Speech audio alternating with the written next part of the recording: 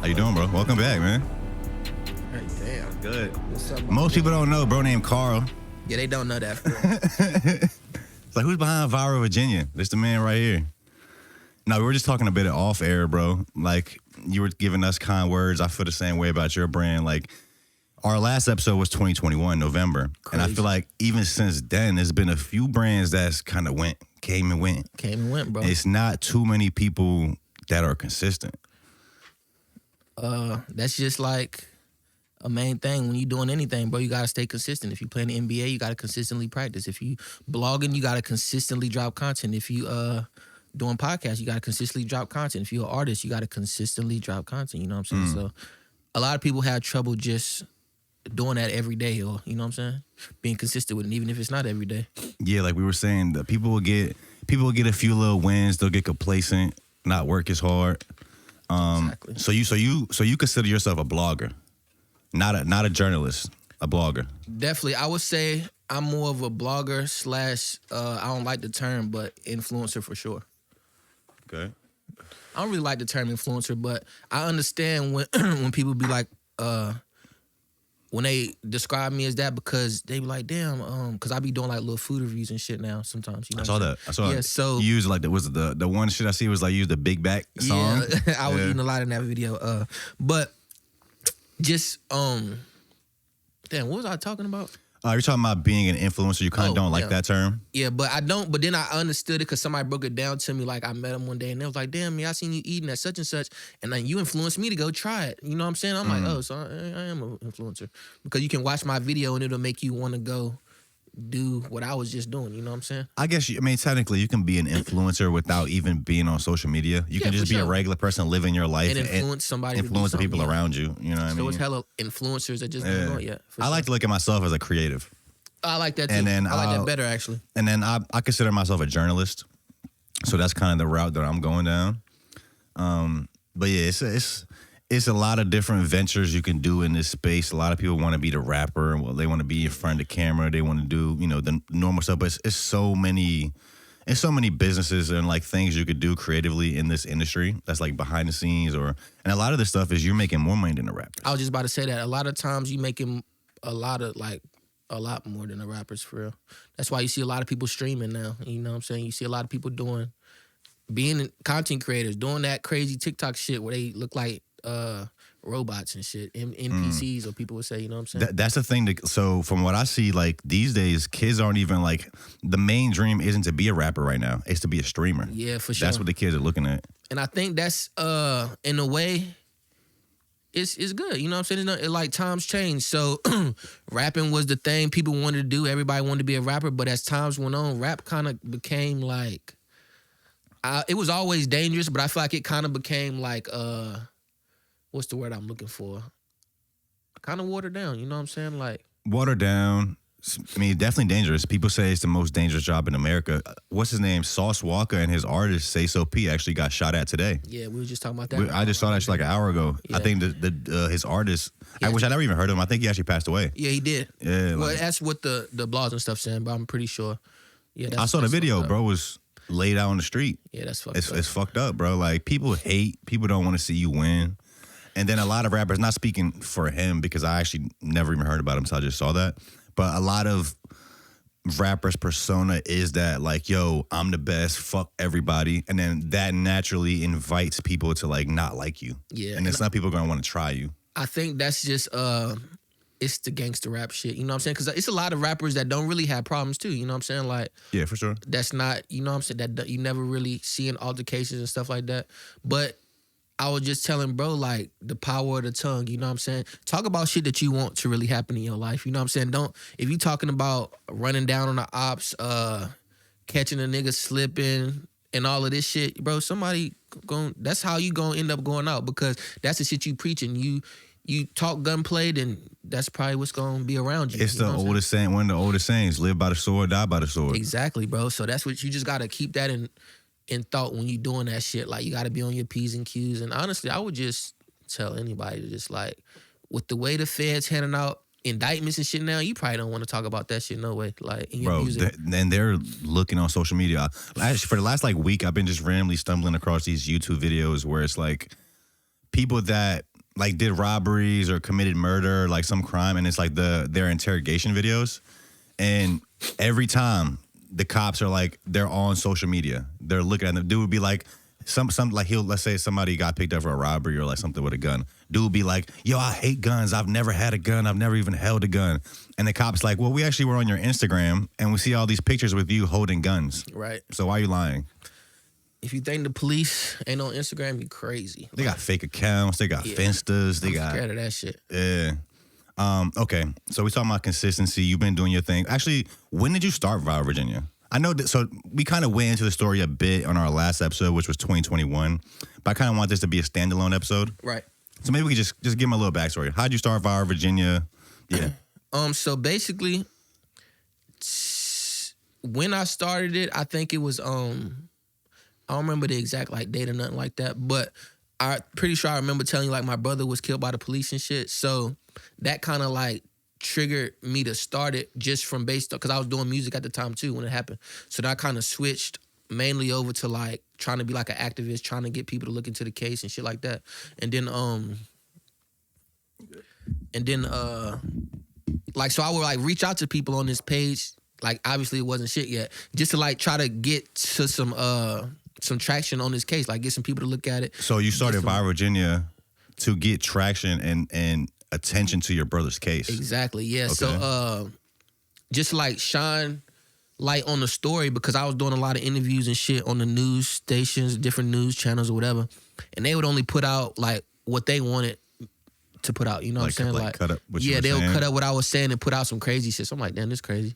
So I ended up making my own little platform, you know what I'm saying? Obviously it took a minute to go crazy for real, but at this time it was like an open case. He got killed in 2016.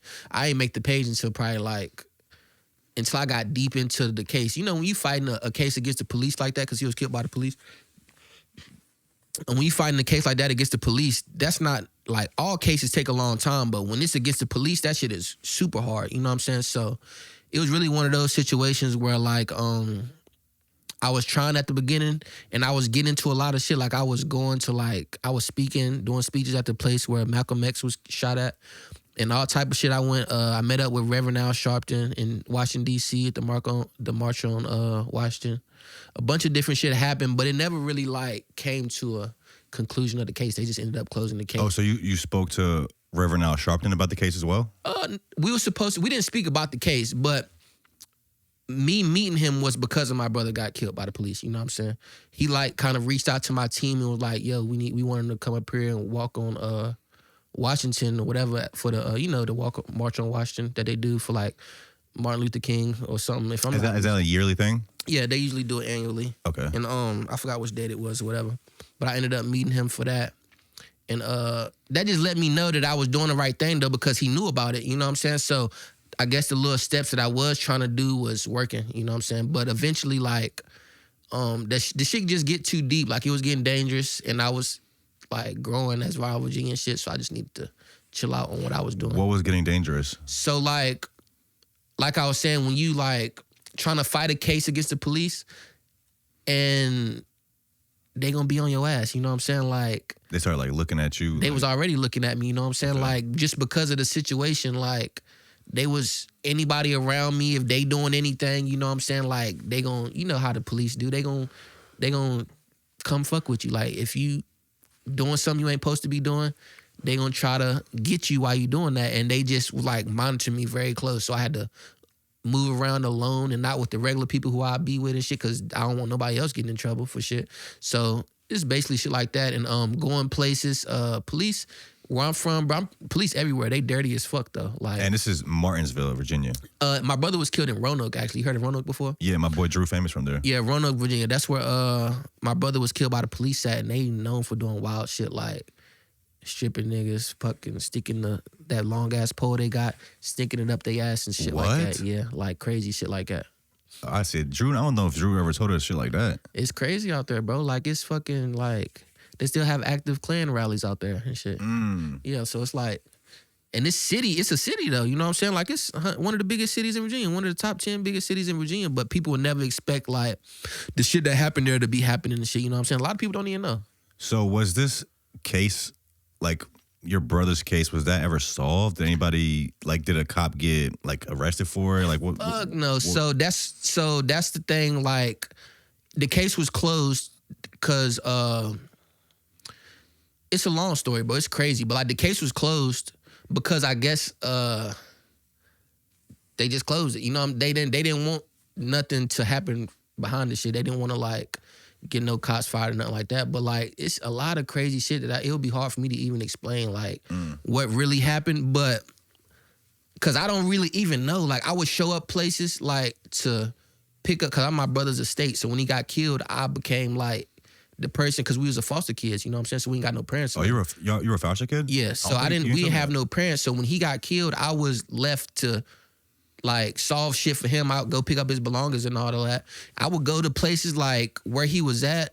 The whole staff didn't quit. Like, one day they just up and quit. But I get it there and we got a whole new staff. We don't know where his stuff is. Shit like that, you know what I'm saying? So they making all types of hoops and loops for me to jump through to be able to try to solve the case. And it was getting dangerous, you know what I'm saying? Like, I'm going place. I'm not from Roanoke, you know what I'm saying? That's just where he got killed. That's an hour away from where I live, like 45, 50 minutes or some shit. Okay. But yeah, man. So that's basically, it just ended up coming to a halt. They shut the case down. Now, the criminal case, now if anything, I would have to try to get a civil suit. And I ain't really like, you know what I'm saying? I ain't trying to do all that shit. I don't like be even fucking with the police and the system and all of that shit. Like, that's, you know what I'm saying? I was in the system my whole life from being a foster kid. So I'm not trying to keep fucking with these people because I know what they can do. You know what I'm saying? Was he your younger brother? Yeah, he was 18 when he got killed. He was still in high school, yeah. Well, I'm sorry you had to go through that, bro. Hey, that's wild as fuck. Yeah, that shit a part of life though, bro. You know what I'm saying? Like, that's just one thing I learned is that, like, you just gotta take what come with this shit. You know what I'm saying? What was it like coming up in foster care? Different. You know what I'm saying? Like, you were in it from like what age? Like from 5 to like, I got adopted when I was like 11, and yeah, I got adopted when I was like 11. So.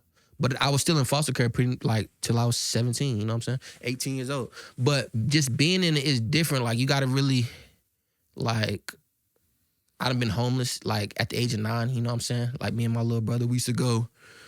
How much older are you than him? 3 years. I was 3 years older than him, yeah. Okay.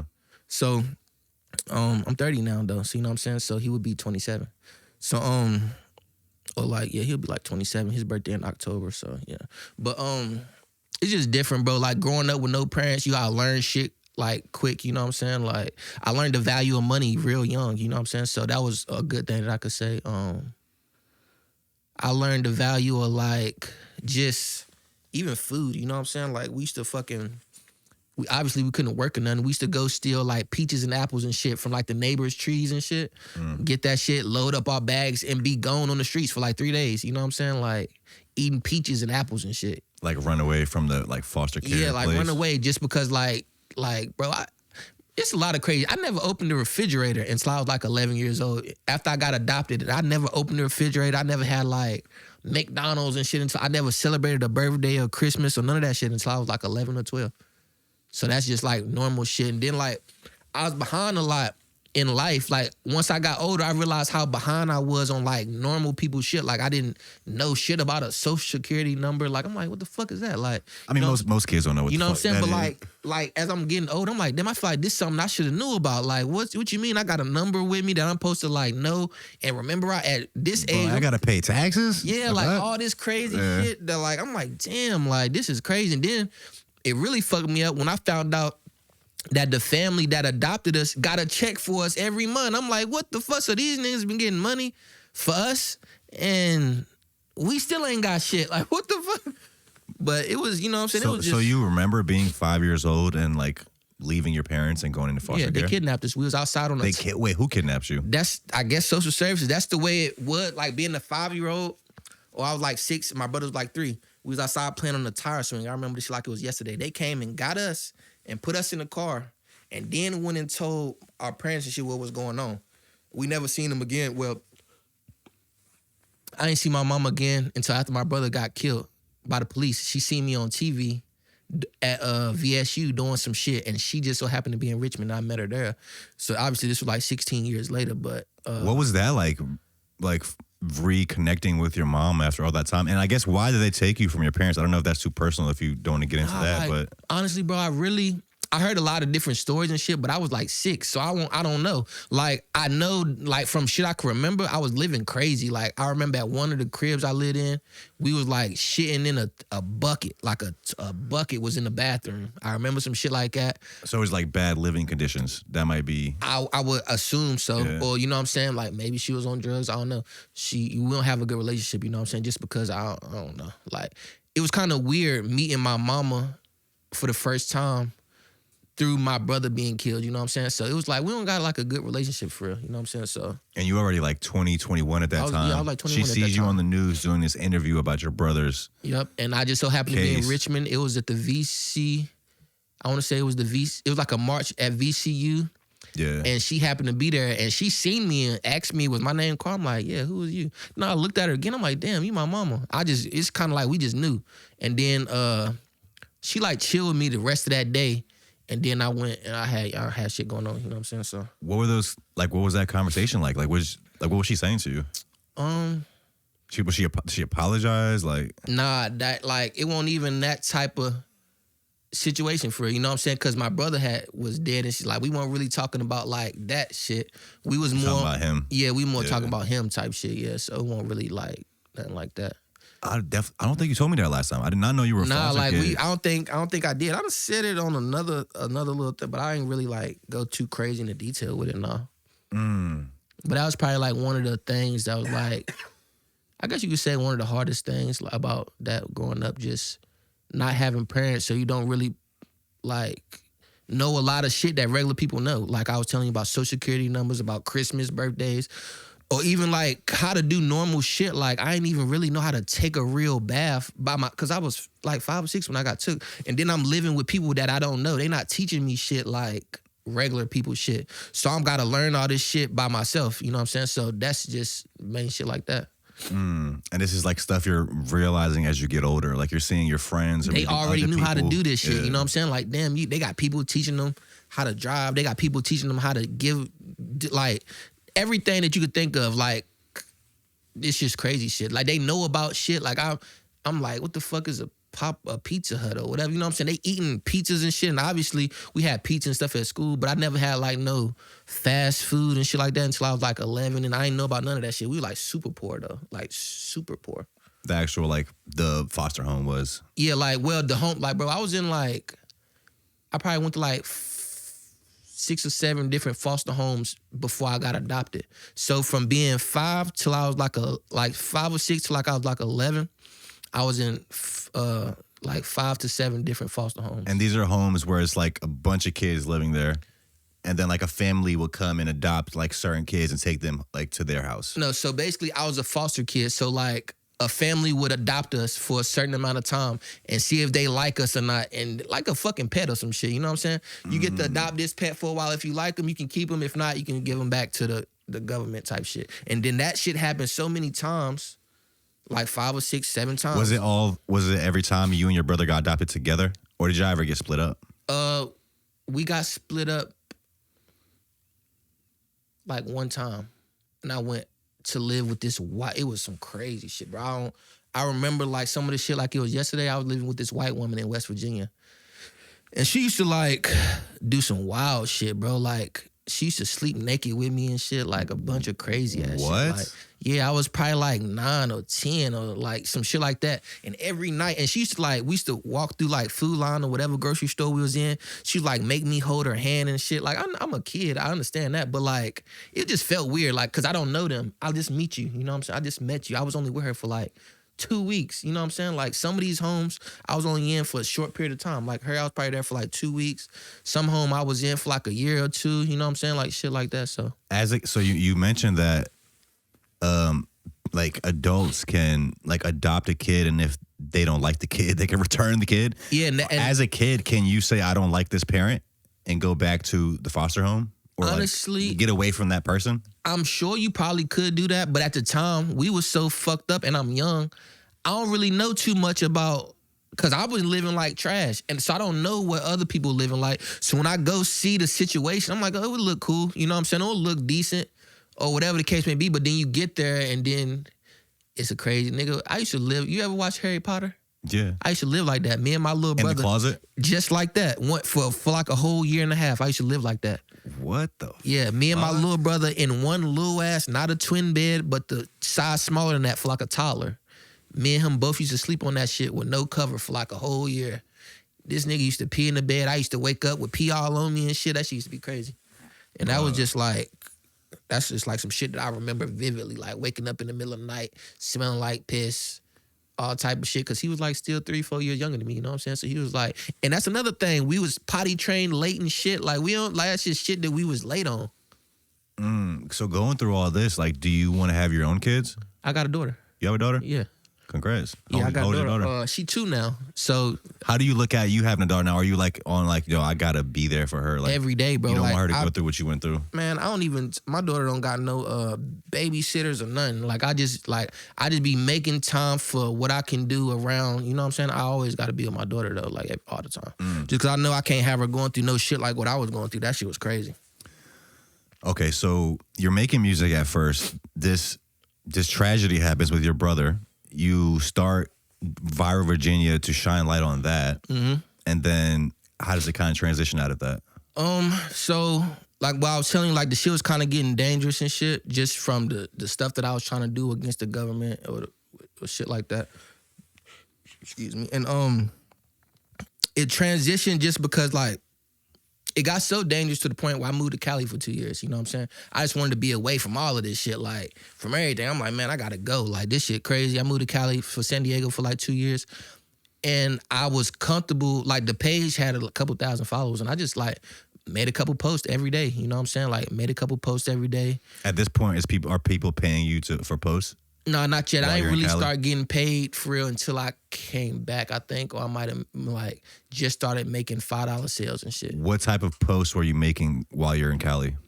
Everything, bro. Just all Virginia shit though. You know what I'm saying? So it's always called ViralVirginia. Yeah, it was ViralVirginia, but I I was just working it from the West Coast, you know what I'm saying? Okay. Nobody knew that. So, but I didn't actually like, the page didn't actually blow up until I came back to Virginia, you know what I'm saying? So, on the West Coast, I was just doing what I knew, you know what I'm saying? So like, I was making regular posts. I'm not like a messy blogger, you know what I'm saying? I don't get into the street beef and all that shit. It's easy when you just supporting people's music and they businesses and brands and shit like that. So I don't have to go, you know what I'm saying? I don't have to do too much digging into people's fucking personal life and shit, you know? That's, not to cut you off, that's one thing I love about ViralVirginia, that you don't do that. Yeah. We don't have to name people, but like there is brands that chase that drama, Yeah, that chase sure. that clout. Like, and I think that's an old formula. I don't think people actually want to see that stuff anymore. Bro, it's crazy. And also from what I I noticed on your page, what goes up the most, it'll be like random stuff about Virginia. It might be like a car accident or like a meme about Virginia. It's more like positive stuff. Yeah. Like I don't think I could make a joke, you know what I'm saying? Yeah. But I'm like the formula a lot of bloggers use now is just trying to do what the big bloggers did, you know what I'm saying? Or what they doing now. So that's why I switched it up. I'm like, shit, well, I know how to do certain shit, but I don't have to like do what they did to make my shit successful, if that makes sense. And also because that's a way to reach a broader audience. Yeah, for sure. There is an audience of people that want to see violence and drama and stuff and beef, but that's not that big of an audience. We can reach much further by posting positive stuff. Exactly, bro. And for me, it's all about authenticity. For me, it's about like, because a lot of times you'll go on these platforms or like if you're on like some industry shit, like people will feel like they have to conform to this like industry standard and like and like not be themselves. Like you got to try to be this thing, whatever you think that thing is, but like being yourself is the winning strategy. So we try to create a platform where like people feel comfortable just to be authentic and be themselves. Yeah, and that's what I like about this spot too, bro. Like y'all do y'all's own thing. It's not the regular podcast vibe, you know what I'm saying? I feel like it's different than what we see.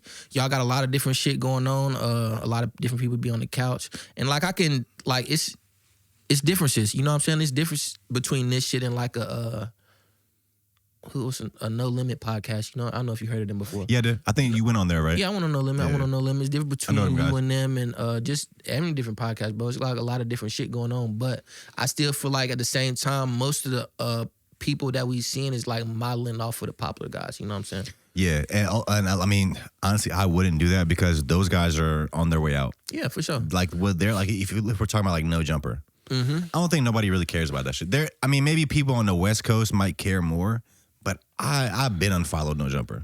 I'm over the drama. I'm over like the sex content. Like, yeah, it's crazy. It's corny to me, crazy. to be honest with you. But I think it's just like also, you know how rappers change with the time? I think it's kind of like the same thing, you know what I'm saying? They changing with the time, like, because when Adam and they was first doing shit, they was breaking a lot of artists, you know what I'm saying? No, that's how they became popping. Yeah, that's how they became popping. That was the prime days of No Jumper, when they were actually breaking underground artists. You know what's crazy too, bro? Like, now they're just breaking gang members. They're all about like the gang culture now, I feel like. Yeah, and like sexual shit. Yeah. But sex sells in 2025 though. It sells, bro, but that shit corny. So, I mean, honestly, I think we live in a hypersexual world. It's like everything is over-sexualized. Sure. Like, I don't even want to see... It's crazy to say. I've seen so many videos of girls twerking that I'm like desensitized to it. Now it's like much hotter if you're just like reading a book. I feel you. You know what I'm saying? Like, there's so many like the OnlyFans world is crazy right now. Yeah, like, but to each their own, man. Yeah. So you go to San Diego for 2 years. You're trying out things over there. Then I end up coming back to Virginia, bro, and I just was kind of pedal to the metal with this shit. Like, and I think one thing I did say on the last podcast was here is that what really motivated me to keep the shit going is when Pusha T did follow me, because he followed me at an early stage, like at 7,000 followers, you know what I'm saying? But at that time, I was already making a little bit of money from the page, like $5 or $10 a post or some shit like that. But once I knew that he was watching and he was like watching my story every day or like liking, posting shit, I really just turned up because I felt like that was a big thing. Like, if he was watching me, then who else could be watching this shit? And then once I really got like some followers and shit, I started going on tours, seeing different parts of Virginia, going to like learning different shit about Virginia, and that shit just came like a real job. So now you look at it as like a career. For sure. Like, I ain't worked since the last time I was here. I ain't had a job since. Well, I do got a job because it's this. This your job. Yeah. Yeah. So Pusha T, the Pusha T follow was like a stepping stone. I feel like that's where like things changed for you. Yeah, I ain't gonna say it was a stepping stone because I honestly never knew he was gonna follow or nothing like that. Actually, I think I made him follow me kind of for real. Like, I ain't saying how'd you like make him follow you. Like, it's crazy because I be real. Like, I be seeing a lot of different shit that people might not notice. But I was just on Instagram one day, and he had just posted like 1 minute ago. I went to his page and I spammed liked it. And I knew that if he seen a page, Viral Virginia, he from Virginia, and once he seen what was on my page, that he was gonna follow me. And that's exactly what happened. He followed me like 5 minutes later.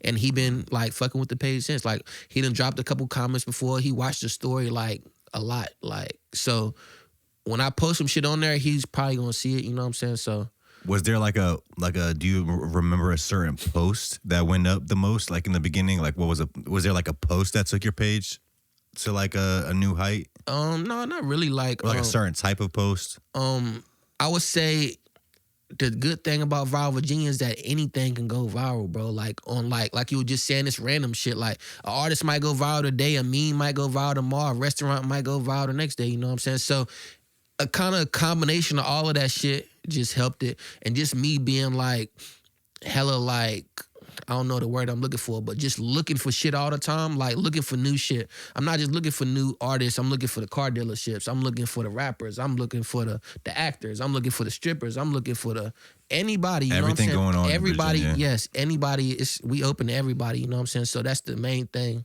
And I be trying to tell like other bloggers and shit, like give them little tips, like don't minimize yourself to like one type of. Like, don't just be an artist blogger, because then, like, you're going to rely on them to make money and shit like that, and then it's not going to be the same, you know what I'm saying? Like, you just got to do what you want to do, for one, but this is just what I wanted, how I wanted to do it. Okay, so maybe walk us through, that's a good point. So, like, walk us through, like, a day day as far as you running Viral Virginia, like, right now. You waking up in the morning, like you said, you're looking on the internet, like looking for stuff to post. How do you do that? What catches your eye usually? Like, is there anything that tells you like, okay, this might do well, people might want to see this? So honestly, when I wake up in the morning, it's already done. I did it the night before, you know what I'm saying? I do everything pre, you know what I'm saying? So unless something gets sent to me during that day, Then I'm posting shit from like that I did the night before, you know what I'm saying? So I'm always have the shit ready for the day most of the time. But just like a day in like regular Viral Virginia life, that's just what I be doing. I'm gonna be posting or I'm gonna be on the road or I'm gonna be doing both, you know what I'm saying? So when I'm on the road, it's kind of different. Like we exploring, we finding content, we making content, you know what I'm saying? We still posting shit that's happening around all over Virginia, but I'm in create mode kind of, you know what I'm saying? I'm looking to collab with these food spots. I'm looking to collab with these car dealerships. I'm looking to promote some new shit. And you got a new business? All right, well, I'll pull up and check it out, you know what I'm saying? Type shit. Just shit like that, bro, for real. I'm trying to get more into like film for real. Like I'm trying to do some short films. Create your own short films? Yeah, like me too. Trying to get into that shit more. Working with more influencers, content creators, shit like that, doing more collabs and skits, kind of like what you doing. Yeah, for sure. Yeah. So my next thing is I want to do short films. I'm kind of in the process of writing my first short film right now. We really started with doing the skits, and that's kind of how I just found my like style of how I want to film and like edit stuff, and really just learn how to tell a story. Yeah, because everything is down to the story. Like, and then you can make, because that's what makes a great movie. Like you can have all the effects, all the high production you want, but if the story isn't there, it feels like something is missing. And that's what content is too. Mm-hmm. You tell a story with your content. Now it's about like, you got to learn how to tell a story. You know, you got to introduce it. You got the climax. It's a conclusion. Like the art of storytelling makes great content, but then you just find out your style, like how you want to do it. Right. So I think that's our next step too, short films. I think with the thing about the short film with me is that one day I was just writing. You know, I always been a good writer. I always had like A's in English and shit. But I was watching a movie. I can't remember which movie it was. And I just seen how it was written by the scenes, if it makes sense, like by the location. So they had like a dialogue in the restaurant, and then it switched and they had like a dialogue on the street walking to somewhere else. And I'm like, I can see how they write the movie. And I just started doing it, you know what I'm saying? Like I'm writing like one scene at a mailbox, one scene we in the house arguing, you know what I'm saying? Just shit like that. And that kind of like, I don't know if that's how you're supposed to do it, but that's just kind of how I see it in my head. Like it's easy for me to write it like in scenes, kind of like by scene, yeah, or like even like a bunch of skits, kind of. That's kind of how I think of it. Not a bunch of skits, but you know. Yeah, I forgot who said it. I think they were like, a movie is pretty much 70 scenes. I think they say 30 or 70. I think it's 70. Like you write 70 scenes, that's a movie. That sound about right for real. Cause that's kind of like how it's like I don't know, like 4 or 5 minutes or some shit. Like each one, just it might be different location, might be same location, might be different part of the same. You know what I'm saying? But that's kind of how I've been looking at it. And you know what I'm saying? I'm not a fucking professional film guy. So, you know, I'm just doing like, this is probably how Ice Cube started his shit. He probably didn't know exactly. He had the story. Yeah. That's the most important part. You can find other people to really bring that production value. Mm-hmm. I like how you're trying to venture out and create your own content. I think we talked about that last time too. That was one of the things. I was like, bro, original content is key. Mm-hmm. Like you can make money. You've built Viral Virginia to a successful level by reposting other people's content. Exactly. And I'll be honest, I used to hate on that. Not just you personally, but just the idea of that, because there's a lot of pages that do that. And it's like, you're not really creating anything. Right. You're reposting stuff, but it serves its purpose. It's like, I look at blogs kind of like yours, it's like a billboard. For sure. It's like a billboard on social media. Now you have that prime placement. It's just like having a billboard in Times Square. Like that company that owns that billboard isn't doing anything new. They don't make any money unless somebody pays them for that billboard. Mm-hmm. But they have it. They own it. They're in the prime placement, and that serves its purpose in the business. Facts. But I think longevity in this industry, to have longevity, you need to create original content. And you see brands like, I don't know if you're hip to like Our Generation, or like, there's a few other blog pages that used to just post other people's content, but now they're doing their own stuff. They're at least interviewing people. Like at the very minimum, you can do interviews, or you can do like doing food reviews. You can make different content with these different businesses. But I think, yeah, if you don't do your own content, eventually I think it'll fall off. I think I agree, and like it just depends, right? So you gotta think of it like this. So no matter what you do, you gotta promote, right? No matter what it is. Like back in the day, motherfuckers used to promote in the newspaper, you know what I'm saying? Newspaper, yeah, commercials, you pay radio. for a little slot, you pay for an ad. Social media recently got big. You see people creating shit on social media for people to be able to promote. Or even with the streaming thing that's taking over right now, you see them promoting a lot. Or they giving Nike deals to streamers. They giving Popeyes deals to streamers. It's just promotion, you know what I'm saying? So you just gotta change with the time. So like that I'm agreeing with what you're saying, because like as time changes, as we get up in time, we're gonna have to change this shit. You know what I'm saying? Like it's gonna have to, that's why I'm already doing a lot of other shit, bro. Like I'm doing everything you could think of. Times change, but also like I've been trying to figure that out too, and I really got inspired by. Have you seen the McDonald's documentary? Nah, I haven't. I think it's on Netflix. I might be wrong about that, but there's a documentary about McDonald's and pretty much the story of McDonald's, how it became a big thing. And just long story short, it pretty much got started by these two brothers, and they had like one location. It was booming. It was a success. They tried to franchise it at first. They had like 4 or 5 other locations, but they stopped doing it because they couldn't maintain quality control. Pretty much these other stores started doing their own thing. They didn't want to follow like what the guidelines was, so all McDonald's could be the same. So that's why they didn't like that. This other guy comes and sees McDonald's. He's like, yo, this is an amazing business idea, because what was cool about it is they were like the first people to have fast food. They had like a chain where you can get your food quickly. Instead of getting your food in 30 minutes, you get your food in 30 seconds. And that was like a new thing. Right. So this guy's like, yo, I think you guys have something here. Let me help you like make this like a nationwide, worldwide. And they were kind of iffy about it at first. They ultimately decided to try it out. So they do it with this dude. What I'm getting at is this guy starts taking McDonald's to different states across the country and trying to franchise it out. So his first business model was he'll go to a state, and he'll find somebody in that state or that city that he thinks that will be a good franchise owner of McDonald's.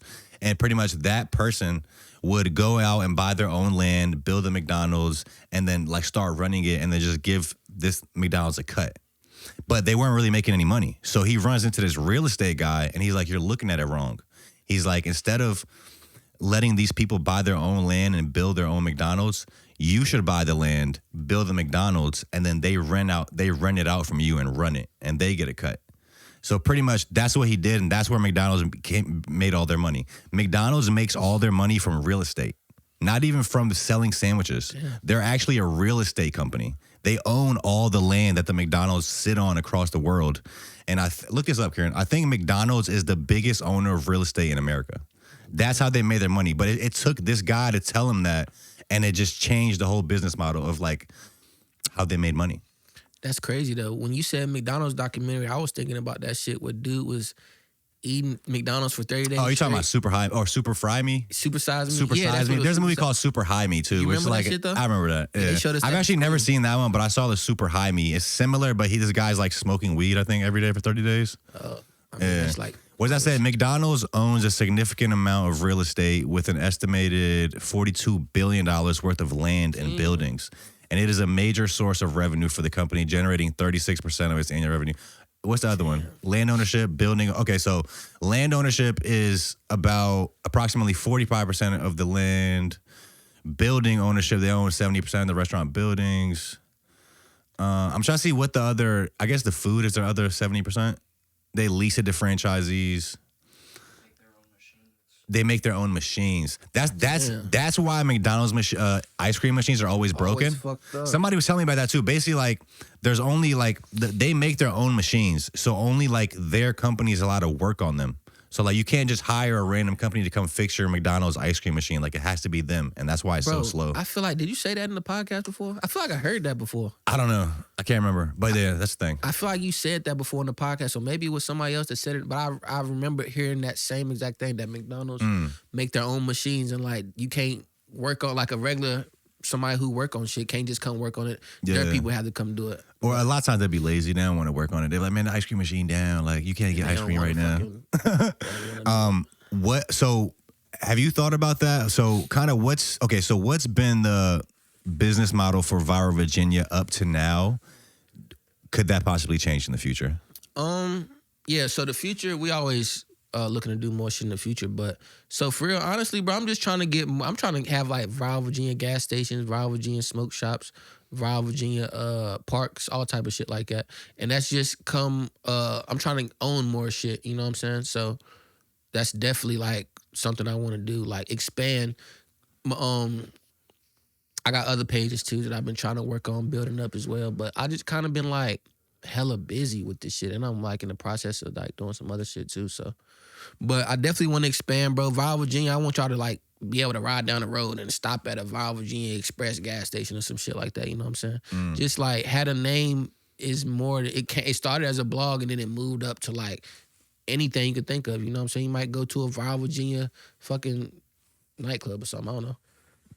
How would that work? So you would just invest all your own money into like building this gas station, or would you maybe partner up with somebody else that's building a gas station or has one, and now you're attached this Viral VA brand name to it, which is like promotion and marketing built into the business already? Both, bro. So like a good thing about this shit is that like I get offered a lot of shit because of like the position that I put myself in, right? So a lot of people got stuff that they don't know what to do with it. A lot of people got stuff that they need help with. A lot of people got stuff, you know, I'm just saying anything like that. And I can get like equity in businesses, certain businesses. I can get like land for like good prices because of I know people, you know what I'm saying? So just shit like that. But both, to answer your question, like I would partner with some people for certain ventures, and then some shit I'll just drop the money on.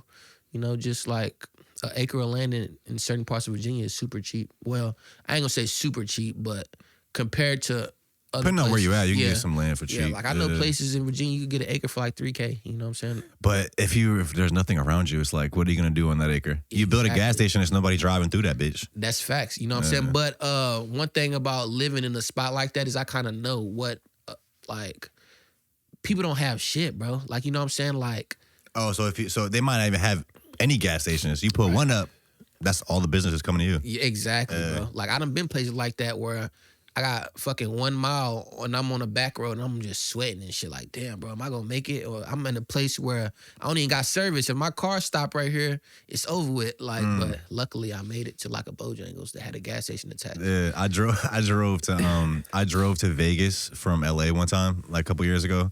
And there is like I think it's like 100-mile or maybe 200-mile like stretch of desert where there's nothing. It's like it'd be like, this is the last gas station for 100 miles. Yeah. And then you just driving through the desert. Bro, I know exactly what you're talking about because I done drove from Virginia to Cali and Cali to Virginia.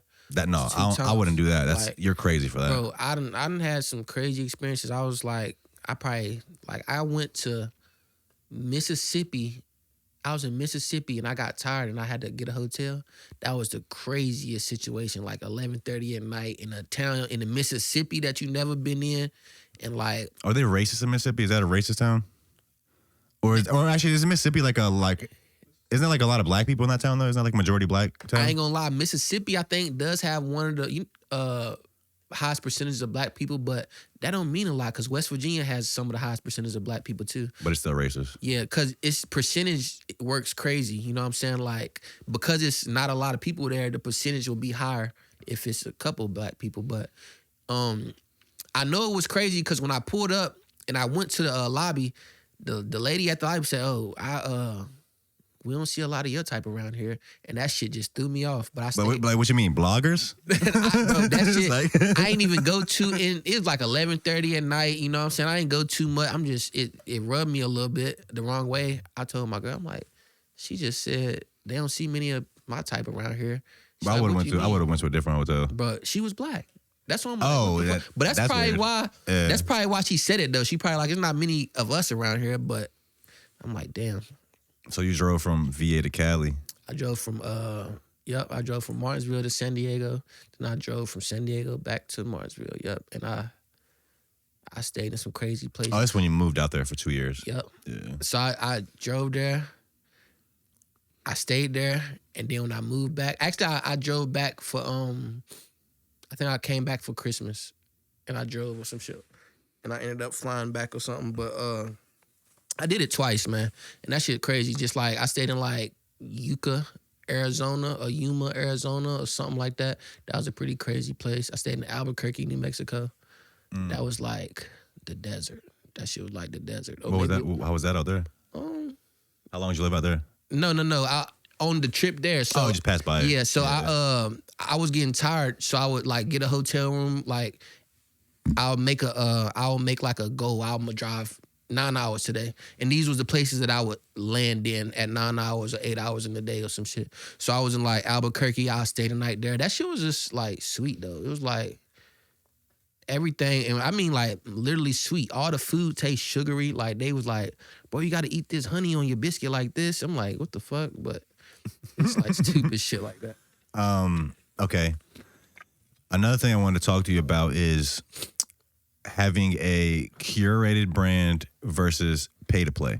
Right. So what I mean by that is curated is like, it's kind of like Off-World and ViralVA. So Right. Off-World, you actually can't pay to get up here. That's good. We've never accepted payment or offered payment.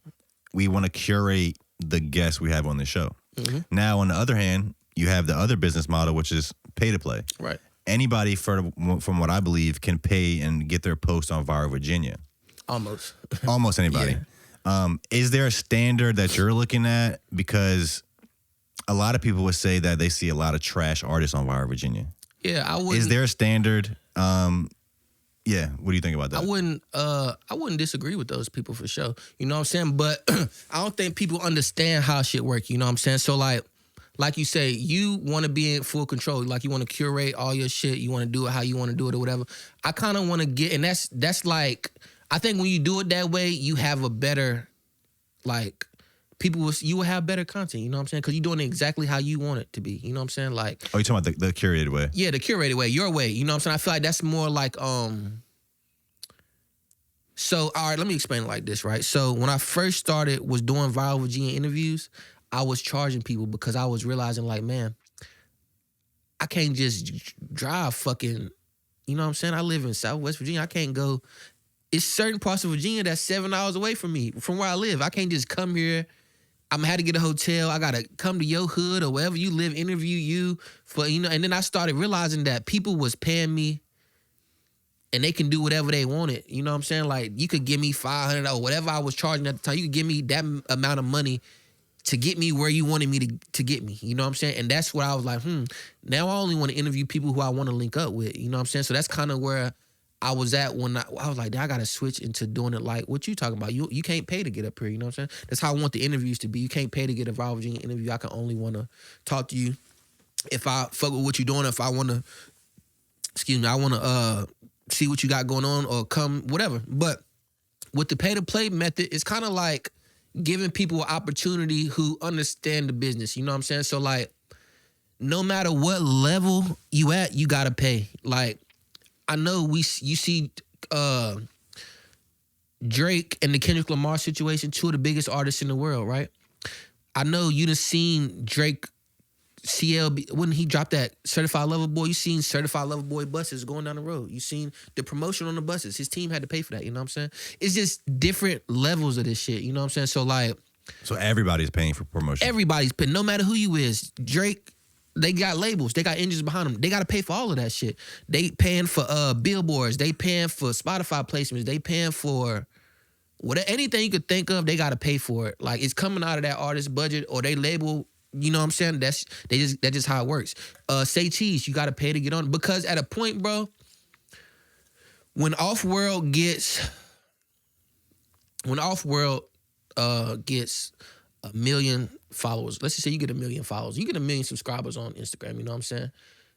People from the woodworks, from episode 2, 3, 4, gonna hit you up like, yo, bro, I need you to do this for me. I need all type of shit, you know what I'm saying? Like, I need to come on. I got this going on. And it's kind of like, damn,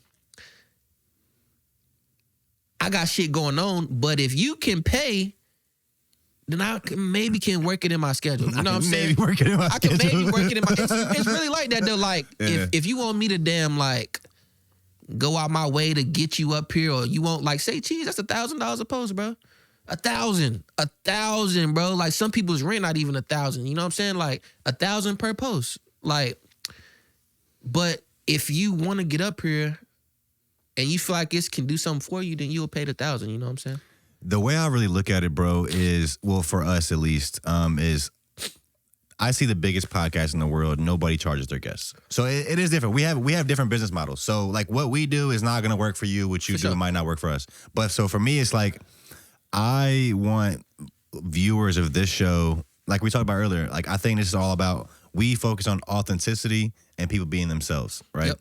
And so the way that works for me is, I don't want to get paid to talk to you. Like if one of us was getting paid to do this, I don't think it would feel the same. It wouldn't feel, the energy wouldn't be as genuine.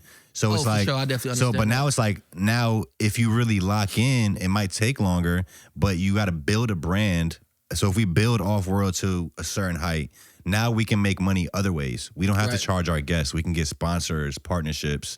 That's how these brands are making money. Like when Casanat invites somebody on his Twitch stream, they're not paying to get on there. He's getting people on his stream that he genuinely wants up there, but he's making money from Nike or whoever he's making money from. Let me tell you something though, bro. So one thing I learned about being in a couple doors I ain't been in, a lot of the shit that we see, it ain't going how we think. Like a lot of those podcasts, I can promise you 100%. They paying. Bro, I know for 100%. Well, I'm thinking of like Joe Rogan or like Flagrant, like the biggest ones in the world. So like think of it like this. Actually, the way Joe Rogan does it, he flies out people to Texas. He'll fly you out, pay for your flight, and put you in a hotel. Yeah, and obviously everybody different too, you know what I'm saying? But a lot of the podcasts that we see, like Adam 22 No Jumper, he's paying people to come on the podcast, you know what I'm saying? He's paying them? He's paying artists to come on the podcast. He offered, I ain't gonna get into what he offered, but I done seen. I believe it. I can believe that. It, you know what I'm saying? Yeah. I seen it with my eyes. But that's also why No Jumper's falling off. Yeah. Well, maybe that's not why, but they are falling off. And you gotta think with the Casanat situation, Kai's not paying them. Kai's teams, like, it's paid in a different way. When he do a stream with he did a stream with what's his name?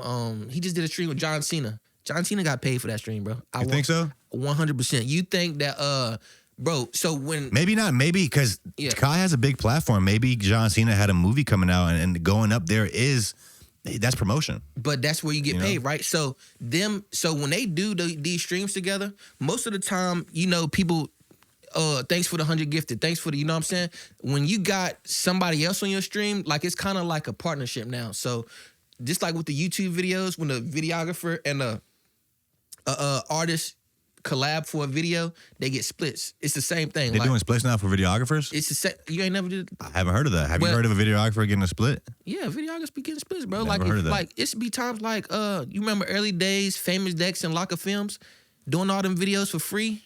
Like obviously, if you're doing a lot of videos for free, like you can get a split as a videographer, bro. Yeah, for sure. Like, I've never heard of a videographer or an engineer getting royalties, getting a split. Damn, bro. Never. I know. Maybe for Cole Bennett or something.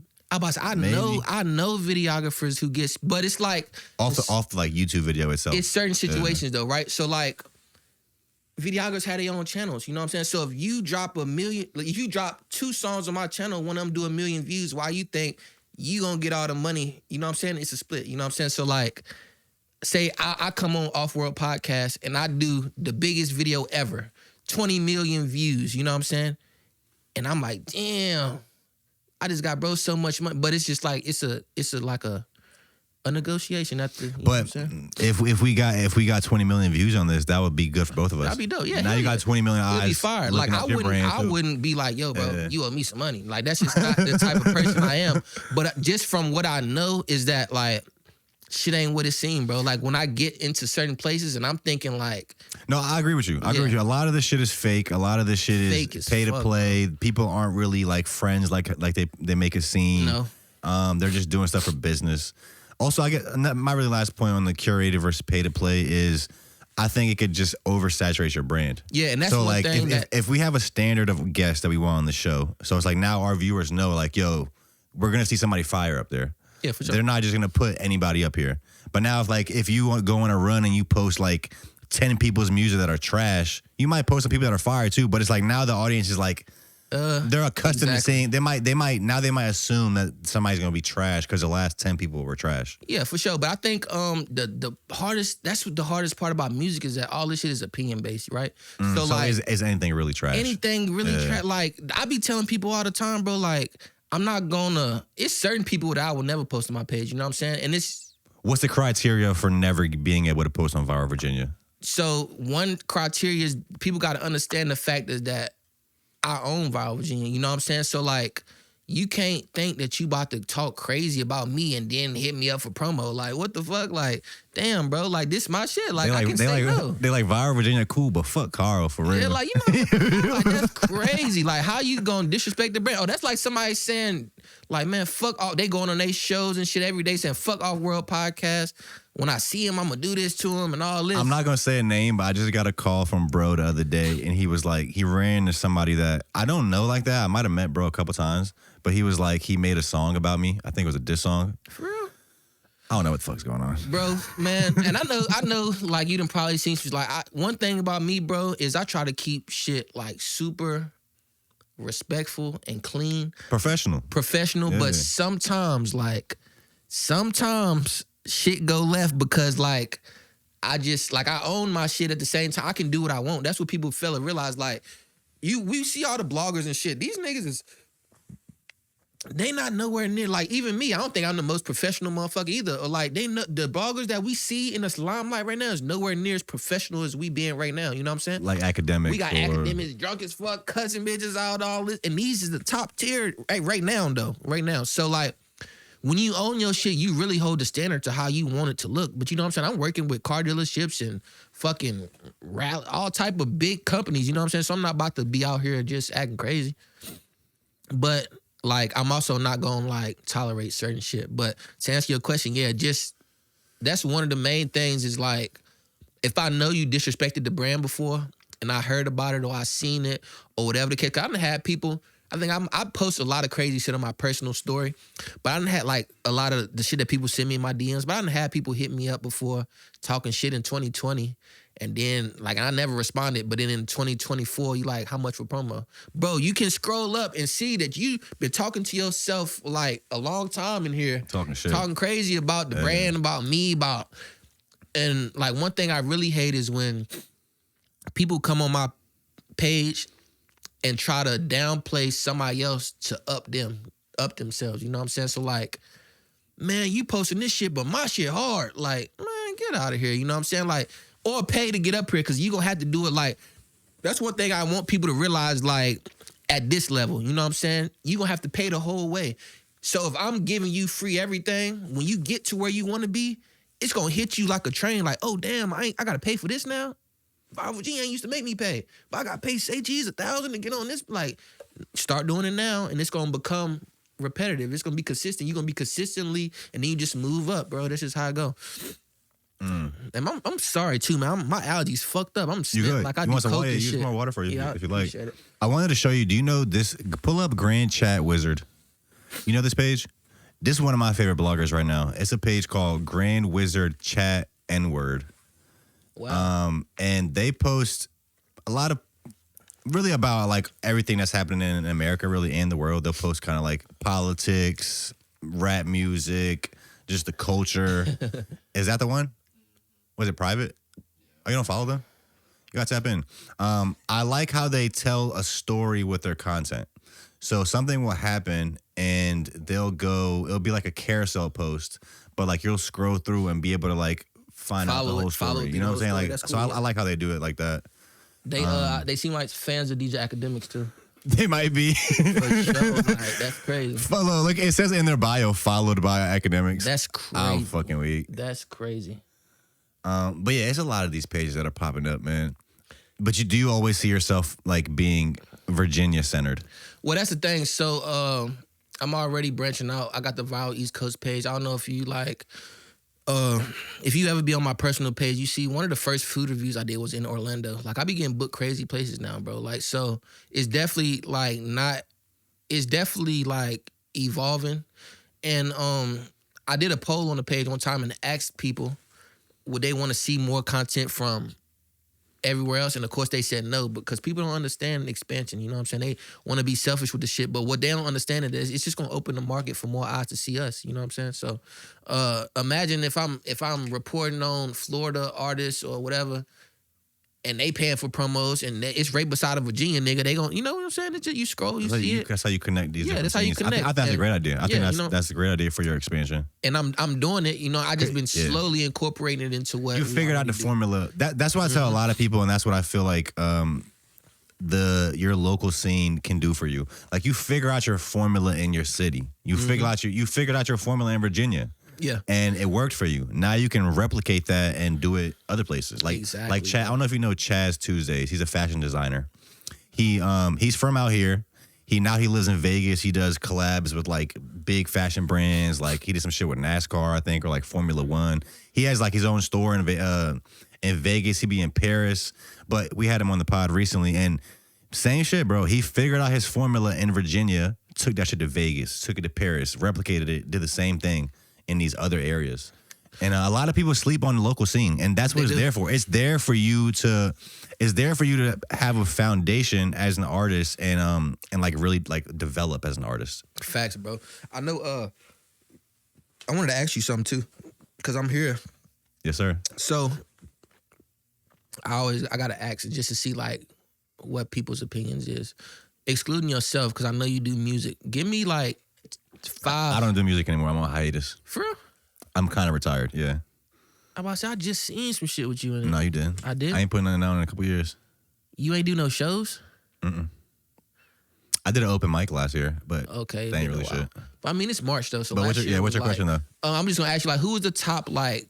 I'm gonna say 5 artists in the 7-5. The 7-5 right now, not just Newport News or Virginia Beat, but the whole 7-5. Top 5 artists on 757. I would say right now, Stu Money. Okay, I like Stu Money. Shout out Stu Money. Zero the God. I like Zero too. I'll put the whole Always in one, because Zero Fire, YNG, Lil Motley Fire, Randana. So yeah, we'll say Always, Stu Money. And we're still talking about people underground, because we're not talking about like Young Chris or like no. Yeah, definitely. They're kind of already bigger. You know what I'm saying? So, Stu Money, Always. Who you got, Karen? It'd be hard to think, but we got a lot of artists out here. I'm just trying to make sure I'm tapped in for it, because those two is like on my list too. Who going hard right now? Who? Was it K.O. Banks? K.O. Banks. He hard. I know him. I heard him. What's bro name? I can't even think of bro name right now. Who going hard? Breeze Barker Fire. I heard of Breeze. These are some of my favorite artists now, like Alondo Jackson. Breeze was on like a month or two ago. We're actually about to do a skit with him in like a week or two too. Alondo Jackson Fire. Young Crazy, that's like a staple. I would say already Crazy's kind of past that underground coming up level. Fuck, I don't even know. It's hard to think because we got so many. You kind of put me on the spot right now. That's a few though. I would just make sure I was right. I was right. Bro, we have a lot of people in this area, and a lot of people say it, but it's really true. We have a lot of people in this area that I feel like are ready for that next level. And it's like, I don't know what it's gonna take, but bro, I think I told you before the pod, as a brand, I think we competing with people from outside their bigger platforms. Yeah, for sure. I think there's a lot of our artists right now that if they were in the game, they'll be giving a lot of these artists a run for their money that's in the game right now. I would say so too, bro. One thing I noticed, so with your list, pretty much the only person that, because I was talking about this shit in the car, the only person that I wasn't thinking of was KO. He definitely hard too. But Stu Money, I done tried to book him for a shit before. I actually think I sent Stu Money some money before and had to cancel the event and just told him to keep the money, because I was like booking him to come at my event. I was telling you I was trying to get Bobby Blaze at too, and I had like Granny and a couple other people. Bobby Fire, Stu really hard. He actually just dropped an album like the other day. It's he been hella consistent. He has a really fire personality too. I can tell. I never met him, but I can definitely tell. I was trying to. That's why, like, he was gonna be at my birthday event performing this shit. But I think the days of, not to cut you off, I think the days of artists acting like super cool is over. Like, you have to have a good personality. You have to be funny or like somebody like fun to be around. Like, you remember like back in the days, we'll come up, we were watching interviews and it'll just be artists like either like high or just like acting super cool. Like, yeah, what's up? Like, I'm here. Like, that shit's boring. Like, nobody wants to watch that character anymore. And it's hella like unmarketable. It's becoming unmarketable. If that's a word, I agree. Yeah. I don't know if that's a word, but I know what you mean, like, and I agree. Like, it's becoming like not even able to market all this shit with the people with the hella guns and the super gangster mentality, the motherfucking the ops, and that shit is just. We done had like 10 years of this shit now. You know what I'm saying? Like, I would say we kind of been past. Well, we went into this like weird like. I would say we went into like a druggy phase, and we're kind of out of that now too. People went from being gangsters to fiends, and now we're at like I don't know where the fuck we are right now. We went through like the demonic phase, which some people are still in that. I think that was weird. I don't know, bro. I just want to see people being themselves. Like, it's clear to see when someone is like acting a way or like being something they're not because they think that's what you want to see. But like, we don't want to see that, bro. Like, be you, bro. Do you like? That's facts, bro. I 100% agree. Who's your top artist in Virginia? Almost the same. So, in Virginia. Oh, I mean 757 if you want to do that. Okay, so Virginia. Well, I'm gonna do 757. So in the 757, I'm gonna name some artists that I fuck with. I fuck with Stu Money. He got some dope records.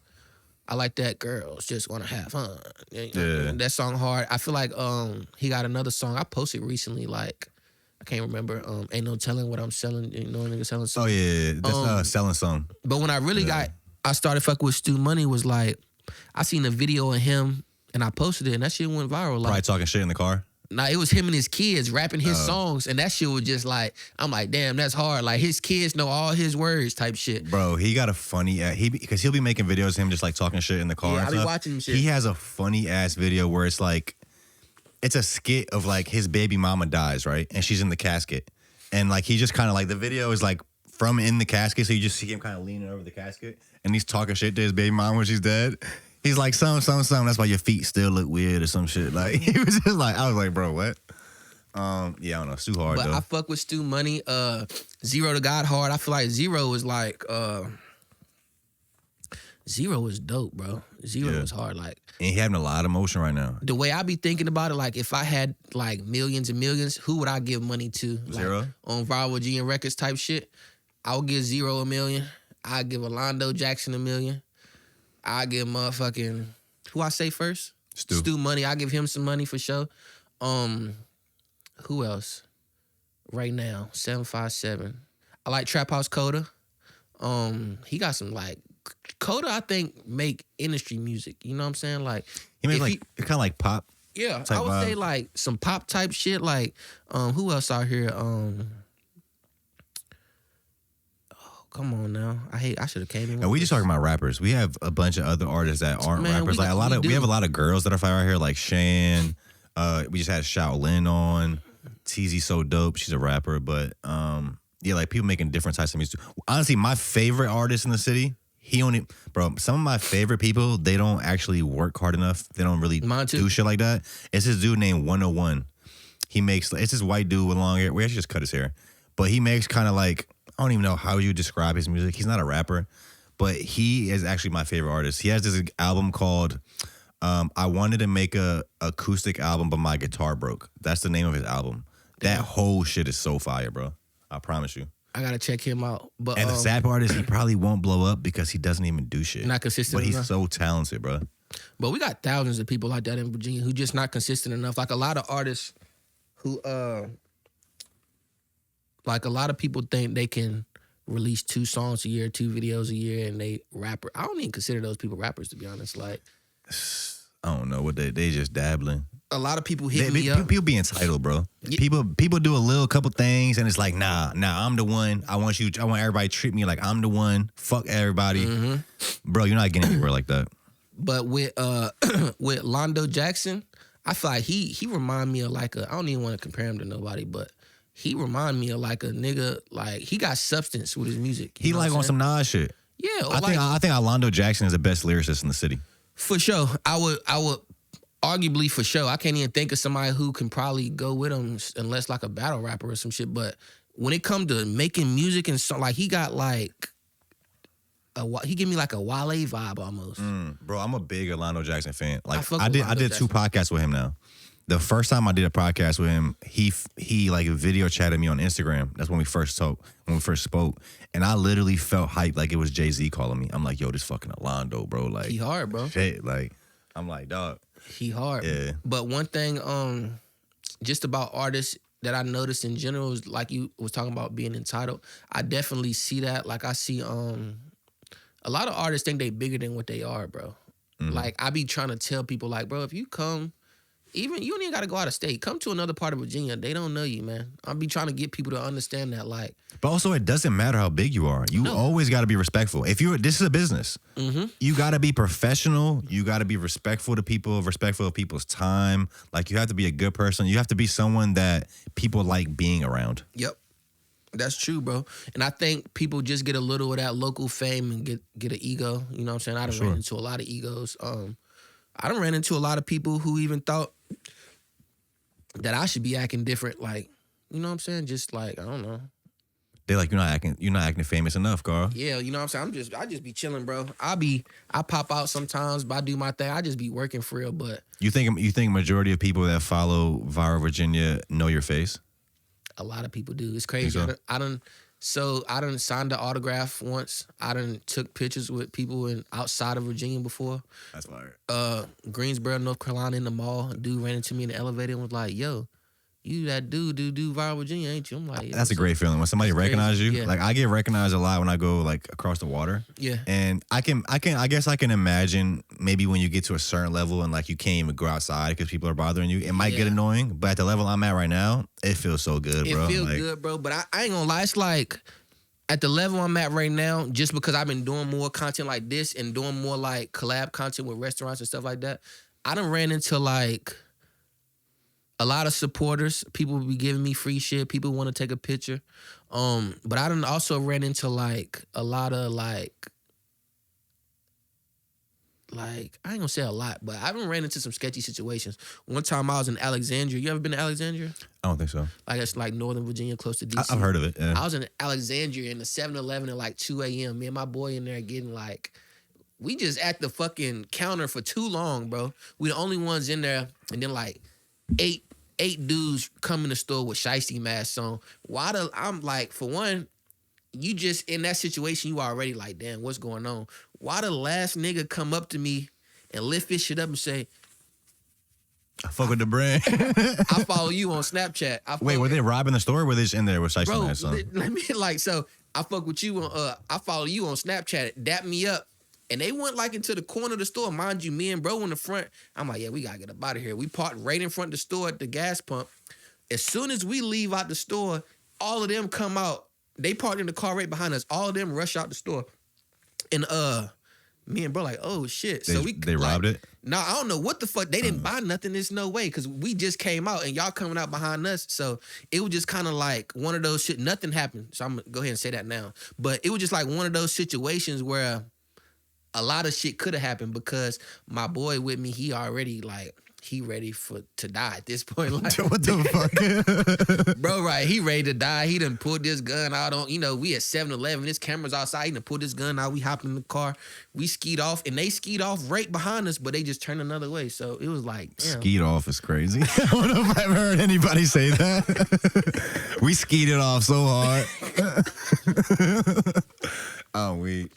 Yeah, bro. Yeah, you got to be careful out here, man. But I done been in like 2 or 3 situations like that where shit could have went left at any time, basically. Like, 2 a.m. to 7-Eleven, though, I probably shouldn't be there anyways. You know what I'm saying? But like 7 niggas and shiesties come in there, just, they got guns, bro. We in Northern DC. We in Northern Virginia. Everybody got on black. And it's just like a bad vibe. And then the last dude come up to me and kind of got in my face and like, I follow you on Snapchat. He dapped me up. And then niggas don't buy nothing from the store. They come right out behind me. So we thinking like, what the fuck? Yeah, for me, it's been all pretty much positive experiences, like meeting people that watch the show. And it kind of is different for me too, because if you are a viewer of the show and you see me and you watch episodes, you kind of know me. Because I'm pretty much myself on the show. So like if you're actually watching, because I have like hundreds of hours of me talking and saying what I think now. Yeah, for so sure. It's like if you're actually a real viewer, you know me kind of. So when you see me out in public, you kind of you feel like you know me, and then it's like I'm myself. So like I think people are comfortable being themselves when they approach me. Like they don't feel weird to like come say hi to me or something like that. For sure, bro. I think I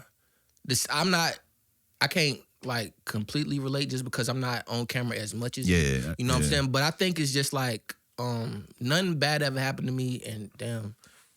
Knock on wood. Yeah. It's some wood somewhere. Jinx it. But Knock on that wood, Karen. for the most part, The table, fool.